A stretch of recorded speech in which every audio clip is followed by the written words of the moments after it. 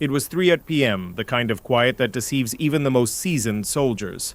The air above the Belgorod steppe shimmered with late afternoon heat, and the only movement came from a line of trucks idling near the perimeter fence of a $2.9 billion missile base, Russia's Western Shield, home to S-400 launchers and radar domes that could track a Falcon from 60 miles away. Inside the control rooms, monitors pulsed lazily, operators sipping tea, unaware that hundreds of miles away a silent swarm was already airborne, cutting through the atmosphere like metallic ghosts, unseen and unheard, yet seconds away from rewriting the meaning of air defense. At precisely 3:17 p.m., the first ignition sequence lit up across multiple hidden Ukrainian airstrips from Dnipro to Odessa. In the span of 60 seconds, 183 drones, Punishers, UJ-22s and Bober strike craft roared to life, their electric engines blending into the wind, their wings painted in matte gray to absorb radar. Flying low between 200 and 1,000 feet, they sliced across the terrain in tight formations, each carrying a 50 to 75 kilogram payload designed for precision rather than chaos, guided by GPS coordinates fed in real time through encrypted Starlink relays that painted the sky with invisible lines of intent. They called it Operation Ghost Swarm, and it began not with an explosion but with silence. Cyber units from Kiev infiltrated Russian radar systems minutes before launch, injecting false echoes, freezing targeting arrays, and dimming entire sectors of the Belgorod defense grid until screen blackouts rippled like a virus. For the next 6 minutes, Russian early warning systems saw nothing, their operators staring at blank monitors as if night had fallen too early, while outside, the true night, mechanical and merciless, moved in, hugging the tree line, gliding over rivers, invisible to everything but the trembling hands that launched them. By 3:31 p.m., the first drones breached Russian airspace at an altitude so low that radar domes caught only their shadows. Anti-air batteries snapped awake, launching $14 million Pantsir missiles into the blinding sun, the sky erupting with tracer fire that stitched bright scars through the haze. But the drones were too many and too small, darting through smoke like silverfish. One slammed into a fuel tank. Another struck a radar mast, and within seconds, fire blossomed across the horizon. Glass shattered into glittering rain, flames painting the base in orange light as operators screamed over dead comms. The first ring of defense already burning. The command center's reinforced windows pulsed with every detonation, flickering with reflections of chaos it could no longer control. In the western hangars, ammunition belts ignited, sending cascading shockwaves through corridors lined with rockets and fuel drums, turning steel into dust. Every incoming feed from surveillance towers cut to static. Every emergency channel drowned under overlapping screams, and amid the smoke, a single phrase repeated through fractured radio lines: "We've lost the perimeter." By 3:48 p.m., Russia's counterstrike began. Sirens wailed across the base as Su-35 and MiG-31 interceptors scrambled from nearby airfields, afterburners lighting the dusk with twin blue flames, streaking into the clouds at Mach 1.8. 48 anti-drone missiles launched within 10 minutes, a $70 million counterpunch to a fleet that had cost a fraction of that. Yet the math of modern war was brutal. Each missile destroyed one target. But for every drone that fell flaming into the forest, 3 more slipped through, relentless, reprogramming in flight. Their neural chips adapting to every radar lock. Operators inside command trucks shouted coordinates through patchy signals as radar screens flickered between life and death.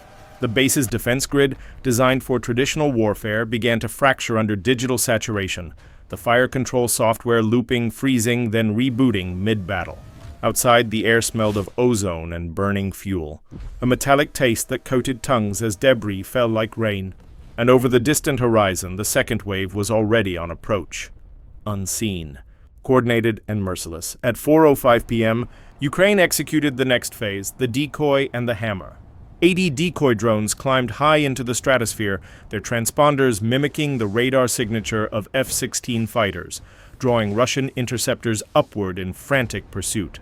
The deception opened a corridor below, and through it came 40 low-flying kamikaze drones, each carrying 70 kilograms of shaped explosive, flying just 30 meters above the ground, guided by terrain sensors that painted the landscape in ghostly detail. The first impact tore open the roof of a hardened bunker, like a paper shell. Fire raced down the corridor, igniting ammunition racks stacked floor to ceiling, the explosion shaking concrete foundations as steel doors bent inward. Flames rolled through ventilation shafts, sucking oxygen from rooms and leaving operators gasping in pitch darkness while outside. Radar masts toppled one after another, collapsing like dying trees beneath the weight of invisible hands. Tracer fire filled the horizon as surviving gunners spun their turrets blindly toward the sky. The roar of jet engines merged with the crackle of explosions, creating a sound not unlike thunder tearing through metal. Then it happened. A single drone struck deeper than any had before, its payload piercing a buried chamber housing Iskander missile warheads, and for one suspended second, the world held its breath before the base erupted in a blinding white bloom that turned dusk into day. The shockwave rolled across the plains, flattening grass for miles and snapping trees like matchsticks. Seismic sensors in nearby towns recorded a 2.4 magnitude tremor, and satellites 400 kilometers above captured an expanding fireball 800 meters wide. For Russia's Western radar network, it was as if the sky itself had gone blind, the entire Belgorod sector collapsing into static, its screens flickering one last time before dying to black. By 4:29 p.m., the fireball still glowed against the horizon, a molten wound where the $2.9 billion missile base had once stood. The shockwave's echo lingered through the valleys, rumbling like distant thunder, while fragments of metal rained from the sky, hissing as they struck the wet soil. From 30 kilometers away, drivers pulled their cars to the roadside, staring toward the rising column of smoke, black, dense, and towering like a storm being born from the earth itself. Above the chaos, a Ukrainian reconnaissance satellite adjusted its orbit, capturing thermal signatures of the blast zone. The infrared feed displayed a perfect circle of heat, brighter than the sun's reflection off the nearby river. Inside Kiev's control bunker, operators exchanged silent glances, their faces lit by the red glow of monitors as they confirmed what the analysts had only hoped: the command hub. The fuel depots and the radar array were all gone. On the Russian side, the command network rippled with confusion. Power flickered across Belgorod's defense grid as servers tried to reboot, pulling fragments of corrupted data from half-dead systems. The radar corridor that once tracked everything from Kharkiv to Kursk had vanished, an entire digital window wiped clean. Field commanders shouted into radios that returned nothing but static. Fiber lines had melted, and even backup relays were cut by the force of the explosion. Then came the silence, vast and absolute. For 20 minutes, no new orders were transmitted, no air defenses coordinated. The base was no longer a fortress, it was a burning scar. Only the distant sound of fuel tanks exploding, one after another, broke the stillness, their orange bursts flashing through the thick smoke like slow-motion lightning. Ukrainian observers stationed across the border watched the inferno unfold through long-range optics. The lead controller whispered coordinates into a handheld mic, confirming the destruction of key nodes. Target grid 7-4 neutralized. Confirming secondary fire at the bunker perimeter. His voice trembled slightly, not from fear, but from the realization that an entire defensive wall of the Russian Western Front had just been erased in 40 minutes. Inside the ruins, medics moved through corridors littered with glass and scorched equipment. One survivor, his uniform blackened with soot, stumbled from the bunker entrance and collapsed on the steps, whispering the same phrase again and again: "We didn't see them." The air was thick with ammonia and fuel. Rescue teams in gas masks worked in near darkness, their flashlights slicing through smoke that turned silver in the beam. The human side of war, fragile, gasping, and terrified, flickered beneath the grand machinery of destruction. At 5 p.m., retaliation began. Russia launched 12 Kaliber cruise missiles and 6 Iskander-M ballistic missiles toward Kharkiv and Sumy. The launch videos, later confirmed by satellite tracking, showed trails of white smoke rising from coastal batteries, their engines screaming at Mach 5 as they tore eastward into the dusk. But Ukraine's radar net, unbroken and alert, detected them instantly, dispatching Patriot, Iris-T, and NASAMS interceptors in an elegant choreography of counterfire. A Patriot missile arced through the pink sky, its contrail glowing like a drawn sword. "Interceptor 1 away," a Ukrainian operator reported, her voice steady beneath the hum of machinery. 2 seconds later, the feed from Kharkiv showed a flash. The missile met its target midair, a perfect intercept at 30,000 feet. The blast bloomed white, followed by a second wave of smaller detonations as fragments of the Kaliber warhead disintegrated above the city. 10 of the incoming missiles were destroyed before impact. 2 slipped through, striking industrial depots and causing secondary fires, but civilian casualties were minimal. In a Kiev command post, analysts compared the costs. Ukraine's entire operation had spent less than $35 million in material and fuel. Russia's immediate losses between the destroyed base and intercept attempts exceeded $2.9 billion. The asymmetry was staggering. One side had redefined the logic of war.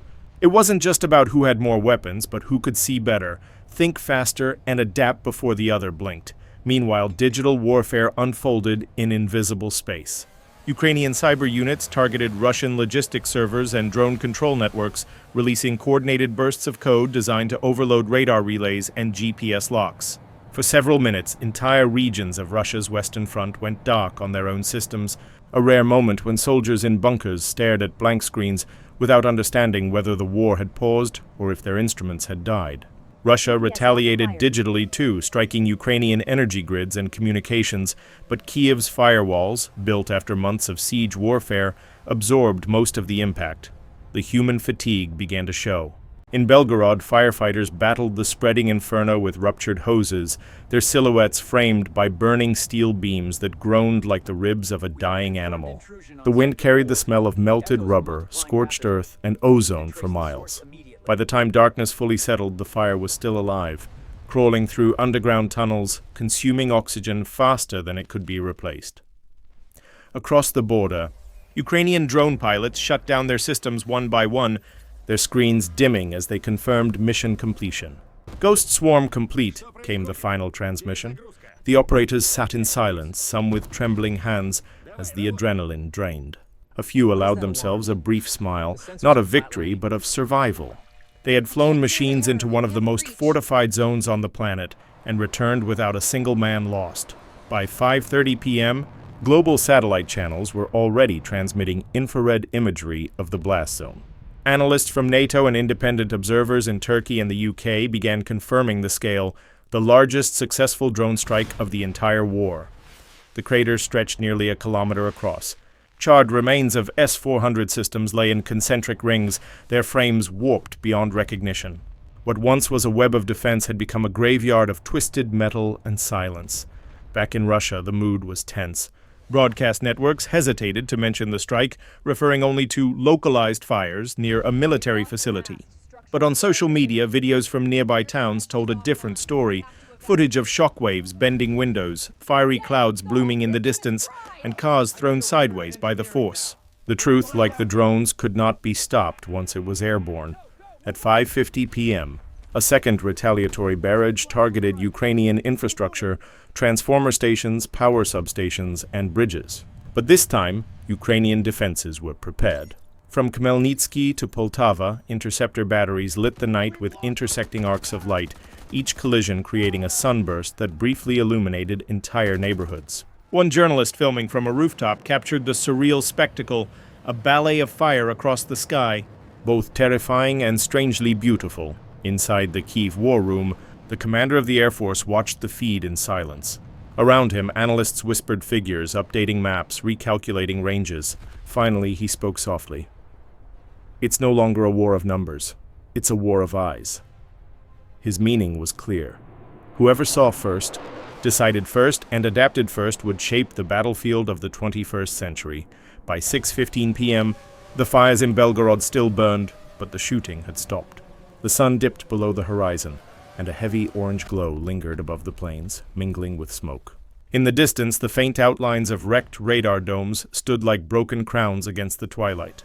A drone's final camera feed, recorded before self-destruction, captured the last aerial view, a vast crater, surrounded by molten metal rivers that pulsed red in the gathering dark. In Kyiv, the feed played on loop inside the operations room. Officers watched quietly, their faces half-lit by the dying light of the screen. There was no cheering, no applause, only the sound of computers humming and the faint tapping of keyboards as engineers logged the mission data. For them, this was not triumph. It was adaptation, a cold step into a new reality where wars were waged by algorithms and courage shared equal ground with circuitry. Across the battlefield, Russian medics continued to work under the glow of burning structures. A group of prisoners of war, young conscripts, were found hiding in a collapsed hangar, hands raised in surrender. Ukrainian units, observing the Geneva Protocols, relayed coordinates for evacuation through humanitarian channels. Even amid destruction, discipline held.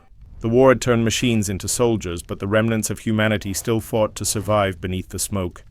As night deepened, the temperature dropped and fog began to settle over the ruins. Drones that had once carried fire now hovered quietly above, conducting damage assessment through thermal lenses. The feed revealed only outlines, glowing wrecks, collapsed roofs, and smoldering earth.